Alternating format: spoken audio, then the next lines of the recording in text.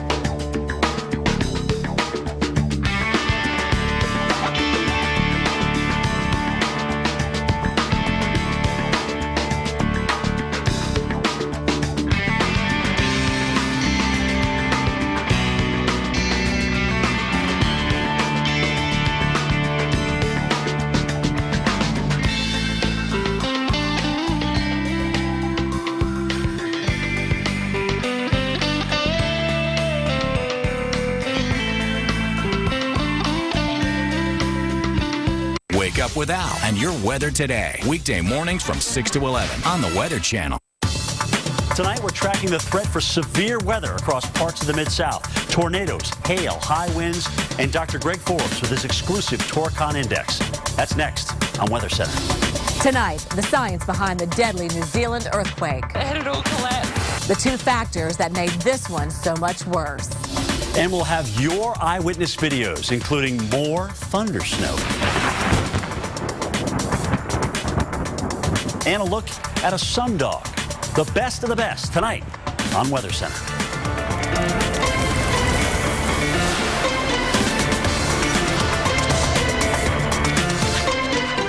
All right, good evening, everybody, and thank you so much for joining us here on Weather Center. I'm Kim Cunningham. Now, right now, we're tracking a storm system that could actually bring up to 6 inches of snow for western Washington state, including Seattle. And that's where we begin tonight with storm tracker Jim Cantori and live action radar. Jim?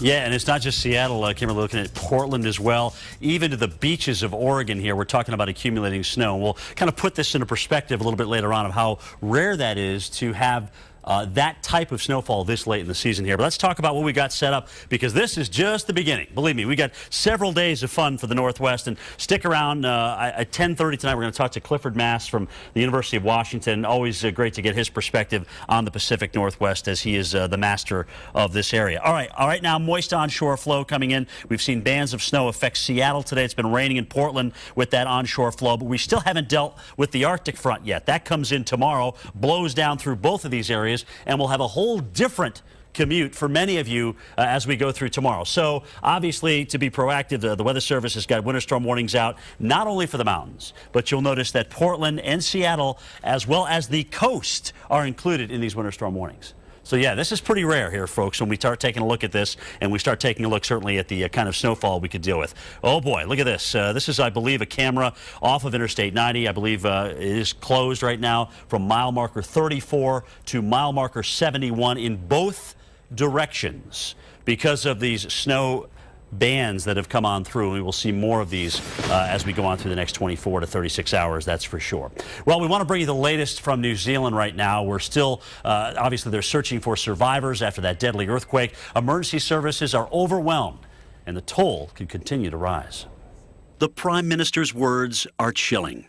I don't think we can go past the fact that we may well be witnessing New Zealand's darkest day. Prime Minister John Key made that statement after surveying the damage a 6.3 magnitude quake did to the city of Christchurch. It's a scene of utter devastation. If we had everything on our side at the last earthquake in terms of the timing in the middle of the night where people weren't around, it's been the polar opposite this time. This time, the earthquake hit midday when many people were at work and school. I think it's about 10 people still from my work in there. Buildings just buckled, killing more than 65 and trapping hundreds. It's feared the death toll will go higher. Just came down, like right down. I was buried under part of the ceiling, and when I looked out, I saw that we were on the road and people were looking at us. There's a bit of a drama knocking out the window and then abseiling staff down the side of the building, but the stairwell's completely gone. Also gone, part of the city's historic cathedral. Actually see it topple in front of the cathedral, to see the dust and have people running out underneath that dust is just, there's just no words, to be quite honest. It was absolutely awful. Person after person was either pulled or helped from the rubble. As night fell, the efforts did not stop. We're working through the night to get anyone who's trapped in the debris free as soon as humanly possible. Incredibly, people with cell phones were able to call for help. Hello? She's in the classroom. Are you in the classroom? Hey, people are doing everything to save you. The world is offering help as well. Several countries, including the U.S., are sending disaster relief and search and rescue teams.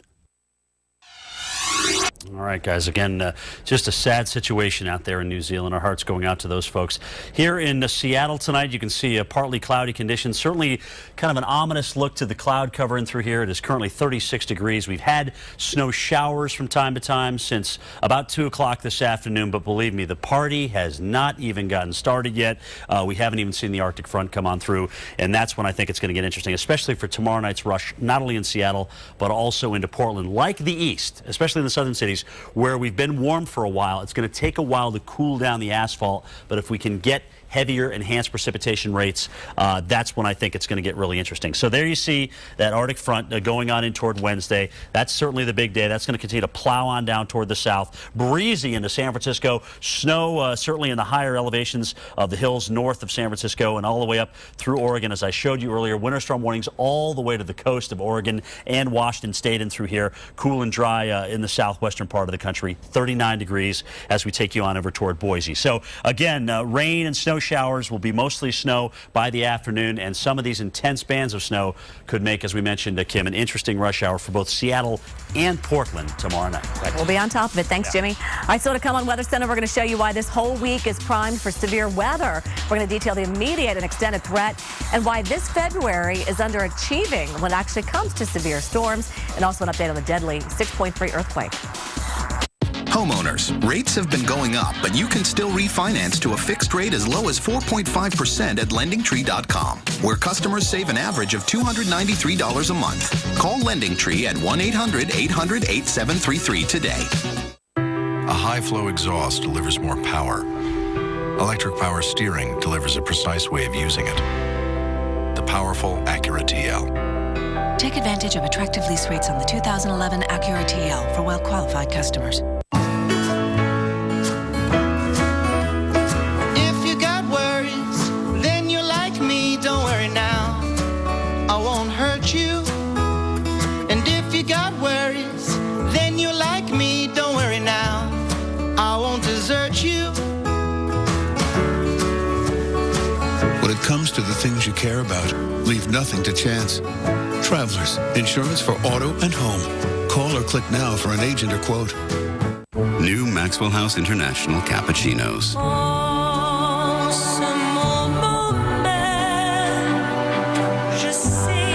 Maxwell House International. Stop your world. And if you go with us, it'll be a win-win. Certainly will. I think this could be a win-win. Maybe. This is going to be a win-win. Win-win. A what? A win-win! You should say win-win. Use a hyphen. You know what this is? A win-win? A home run. That's my next guess. Win-win. Win-win. Drink? Man, this trip was great. I mean, I'm just pumped.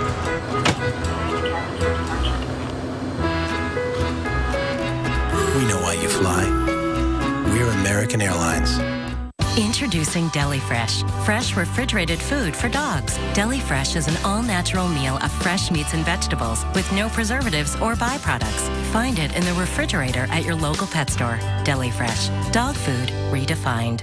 Tonight on Cantore Stories. For Jim Cantore, it's heaven on earth. Howling wind, horizontal rain, and pounding surf. The Storm Tracker discovers a storm watcher's paradise. The windier and the stormier, the better. Cantore Stories. Tonight, 8/7 Central on the Weather Channel.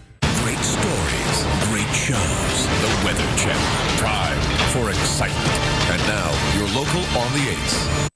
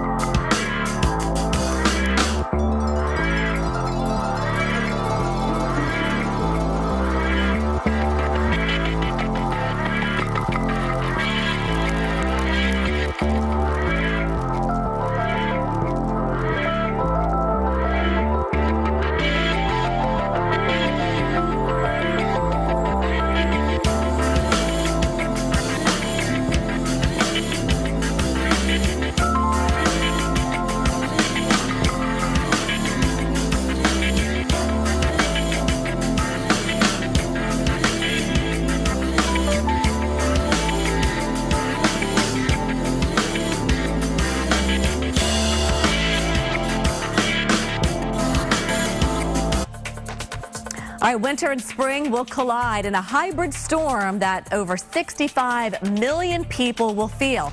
Snow, rain, even tornadoes.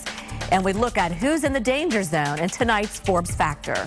2011 so far has not seen a whole lot of severe weather, but that could change come especially Thursday as a surface low, a lot of warm, moist air push their way into the south central part of the U.S., begin to tap that warm, moist Gulf of Mexico air as a disturbance that's now off of California moves east with that jet stream. Some turning of the winds with height there, especially near that warm front, could allow even a tornado to form. Some damaging winds, some hail, and some very heavy rain, especially that heavy rain along and north of the warm front. By the time we get into Friday, that system pushes pretty quickly across to the east and may even give a chance along the east coast of a little bit of severe weather on Friday. But it may start Wednesday night in parts of southwest Oklahoma and west Texas, but then especially on Thursday here in the red shaded areas, anywhere from central Texas up to western Tennessee and parts of northern Mississippi.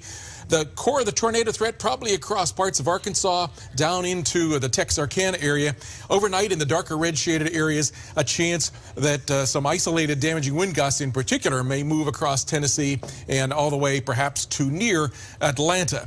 Along with that, near the warm front, some heavy rain may fall. Now, there's some question as to exactly how far north the severe weather will get and the rain. If the rain and heaviest rain pushes a bit farther north into Kentucky, that could allow a little bit more severe weather to push a bit farther north. But right now, looks like some places from Little Rock over into the Nashville area could see maybe 3, locally 5 inches of heavy rain. Now, what about the tornado condition index on a scale of 0 to 10? How severe is the tornado threat? At the moment, the jet stream and the surface winds are fairly well aligned, so that usually holds down the number of tornadoes. So will all that heavy rain, but perhaps across central Arkansas down into the Texarkana area, southeast Oklahoma, southwest Arkansas, northeast Texas, northwest Louisiana might get a 4 on a scale of 10, about a 40% chance of a tornado within 40 miles. And I mentioned to start off, it's been pretty quiet in 2011. We've had preliminary counts of 15 and 3 tornadoes in January and February so far.